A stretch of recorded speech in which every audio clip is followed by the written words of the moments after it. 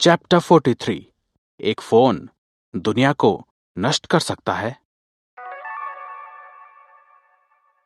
तीसरा random point जोड़ा जा चुका था। पॉइंट जोड़ना नाकाम हुआ। अगली बार पॉइंट्स जोड़ने की सफलता का मौका बढ़ गया है। इसके साथ ही चौथा रैंडम पॉइंट भी जोड़ा जा चुका था और फिर वही सेम मैसेज। यश ने सारी उम्मीद छोड़ दी थी। उसे ऐसा लग रहा था कि उसने सारे के सारे पॉइंट्स गवा दिए। असफलता ही सफलता की जननी है। पर यहां तो उससे भी काम नहीं बन रहा था। पांचवा रैंडम पॉइंट जोड़ा गया। पॉइंट्स जोड़ना सफल हुआ। यश का तो मुंह ही उतरा हुआ था। उसने मान लिया था कि उसके सारे के सारे पॉइंट्स उसने गवा दिए। पर जैसे ही उसको ये नोटिफिकेशन मिला, उसके मुंह से एकदम से निकला, क्या हो गया? सच में? कैसे? यश ने बहुत ही जिज्ञासा से उस फोन को देखा। उसने महसूस किया कि उसका फोन पूरी तरह से एक अलग मॉडल में बदल गया है। एक बिल्कुल ही नया और अलग मॉडल। ये इतना सब क्या ऐड हो गया है इसमें? इसे यूज कैसे करना है? उस फोन में 100% बॉडी टू स्क्रीन रेशो था। स्क्रीन पर एक काला ग्लास लगा हुआ था। कहीं भी कैमरे नहीं दिखाई दे रहे थे। जब उसने उस फोन को अपने हाथ में रखा तो ये पहले की तुलना में हल्का और पतला लगने लगा। यश ने अतीत में अपने लिए फोन को चुनने के लिए मॉल का चक्कर मारा था और बाजार में सभी फोन मॉडल के बारे में उनकी अच्छी खासी समझ प्राप्त कर ली थी। उन्हें समझा था, लेकिन उसने इस तरह के पतले और हल्के मॉडल को कभी नहीं देखा था। उसने इसके बारे में सुना तक नहीं था। तो जाहिर सी बात है, उसने ऐसा फोन पहली बार देखा था। उसकी मोटाई और वजन शायद वहां के सबसे हल्के फोन की आधी थी, लेकिन स्क्रीन बहुत बड़ी थी। यह सटीक रूप से देखा जाए तो पूरे 6 इंच का डिस्प्ले था। यह एक सुपर एडवांस फोन की तरह महसूस हो रहा था और वैसा लग भी रहा था। यश ने फोन के साथ खेलना शुरू किया और अचानक से एक विंडो उसके सामने आकर खुली। Smartphone +1 life evolution occurred. इसका जीवन विकास हो गया है। फोन की बनावट बदल दी गई है और इसको विशेष योग्यता भी प्राप्त हुई है। टिप्पणी: सावधान रहें, आपका फोन दुनिया को नष्ट करने में सक्षम हो सकता है। यश के 5 रैंडम पॉइंट्स वास्तव में बेकार तो नहीं गए, लेकिन उस टिप्पणी का आखिर क्या मतलब था? अगर मैं इसे चालू कर दूं तो क्या दुनिया फट जाएगी? ऐसा कैसे हो सकता है? क्या ये सच है? इसे ध्यान में रखते हुए यश ने पावर बटन दबाया और उसे दबाए रखा। स्क्रीन तुरंत ही ऑन हो गई। स्टार्ट अप करने में 1 सेकंड भी नहीं लगा। एक नोटिफिकेशन स्क्रीन पर पॉपअप हुई। पहली बार फोन पर स्विच करना। कृपया अपना आइरिस पैटर्न और फिंगरप्रिंट रजिस्टर करें। यश ने अपनी आंखों और अपने फिंगरप्रिंट को उसमें स्कैन किया और कंफर्म बटन पर टैप कर दिया। एक और नोटिफिकेशन पॉपअप हुई। उसमें लिखा था रजिस्ट्रेशन कंप्लीट। अरे, ये तो सब कुछ बहुत जल्दी हो रहा है। जैसे ही फोन स्टार्ट हुआ, उसके कानों में यश को एक सॉफ्ट सी आवाज आई, मास्टर। स्क्रीन पर आती हुई एक लाइट एक सर्कल में सिकुड़ने लगी। एक छोटी, इनफैक्ट वास्तव में एक लड़की अंदर बैठी थी। वो अपने गोरे से चेहरे और लंबे बालों के साथ क्यूट लग रही थी। उसका चेहरा काफी खूबसूरत था और उसके पैर लंबे थे, जैसे कि वो कोई कार्टून कैरेक्टर हो। उसकी आंखें बंद थी और उसने अपने होठों से विनम्र भाव में फिर से कहा, मास्टर। यश को नहीं पता था कि वो लड़की किसे बुला रही थी, उसे या किसी और को। फिर भी उसने जवाब दिया, हाँ। उसके जवाब के बाद लड़की ने धीरे से अपनी आंखें खोली और उसने यश की आंखों में देखा और फिर वो अचानक मुस्कुरा के बोली, मास्टर, जूही को आज्ञा दीजिए, जूही को ऑर्डर दीजिए। यश फिर से चकित रह गया। उसने अपना गला साफ किया और कहा, वाई यू? क्या ये मेरा ही फोन है? क्या तुम मेरे ही फोन हो क्या? जूही ने सिर हिलाया। जी हां, ये सच है, ये बिल्कुल सच है। तो अब मुझे इससे कॉल कैसे करना होगा? जूही ने अपने गोरे गोरे हाथों को बाईं ओर को बढ़ाया और कुछ खींच लिया। ऐसा करने से उसके फोन का पुराना इंटरफेस वापस आ गया और जूही ने एक ऐप की ओर उसका इशारा किया और फिर कहा, मास्टर, आप इसे टैप करें और आप फिर से फोन कॉल कर सकते हैं। यश ने उस पर टैप किया और महसूस किया कि यह वास्तव में उसका ही फोन था, क्योंकि कॉल हिस्ट्री बिल्कुल भी नहीं बदली थी। सब कुछ सेम ही था।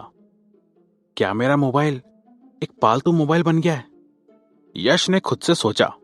अपने फोन को और ज्यादा जानने के लिए यश ने फोन पर इधर उधर चेक करना शुरू किया, जिससे उसे अपने नए फोन के बारे में सारी जानकारी मिल सके। पर उसके नए फोन में इंटरफेस और जूही के अलावा कुछ भी नहीं था। असल में तो कुछ खास बदला ही नहीं था। यश ने जूही से पूछा, अच्छा जूही, तुम क्या काम कर सकती हो? जूही ने खुद की ठुड्डी को हाथ से पकड़ा और कुछ देर सोचा। कुछ समय बाद उसने कहा, यदि आप मेरे काम के बारे में पूछ रहे हैं तो मैं एक बात आपको क्लियर कर सकती हूँ। बहुत सी ऐसी चीजें हैं जो मैं कर सकती हूँ। मैं डेली लाइफ में आपकी मदद करने के लिए हमेशा आपकी खिदमत में हाजिर रह सकती हूँ। मैं सीधे फोन पर सब कुछ संचालित कर सकती हूँ। मास्टर, आप मुझे इंटरनेट पर और चीजों का अध्ययन करने दे सकते हैं और चीजों को मुझे पढ़ने के लिए भी दे सकते हैं। इससे मैं और अधिक स्मार्ट बन जाऊंगी और फिर इससे मैं और तेज होकर आपका बहुत फायदा करा सकती हूँ। इसके अलावा मेरे पास बेसिक कोडिंग एबिलिटीज भी हैं। जूही ने अपने हाथों को लहराया और फोन का इंटरफेस बदल गया। ऐसा करते ही फोन की थीम चेंज हो गई। फोन का वॉलपेपर भी बहुत ज्यादा आकर्षक हो गया था। फोन के आइकन्स जो पहले गंदे लग रहे थे, वो सभी स्क्वायर शेप के लग रहे थे। फोन पहले से काफी ज्यादा ऑर्गेनाइज्ड और ठीक लग रहा था। यश जूही के बारे में ही सोच रहा था। ये तो वैसा ही है जैसे आईफोन में सिरी। मेरा क्या फायदा होगा इससे? यश अपने दिल ही दिल में शिकायत कर रहा था। तभी चीकू उसके ऊपर आकर कूद गया। उसने जूही को फोन स्क्रीन में देखा और उसकी आंखें और गोल और बड़ी हो गई। सच कहें तो थोड़ा परवर्टेड सा फील हो रहा था। अरे वाह, कितनी सुंदर है। नमस्ते जी, नमस्ते। मैं चीकू हूँ। मेरा नाम चीकू है। जूही ने चीकू की ओर एक नजर फेराई और बोली, हेलो तकिए। ये सुनकर चीकू जवाब देने लगा, मैं एक कुत्ता हूँ। जूही ने अपना सिर आराम से अपने हाथ पर टिका लिया। फिर 2 सेकंड्स के बाद वो बोली, मैंने पूरे इंटरनेट पर ढूंढा और मुझे जितने भी तकिए दिखे तुम उनसे कुछ ज्यादा अलग नहीं हो। ये सुनने के बाद चीकू कुछ भी नहीं बोल पाया। उसे मालूम ही नहीं था कि वो उसे क्या जवाब दे।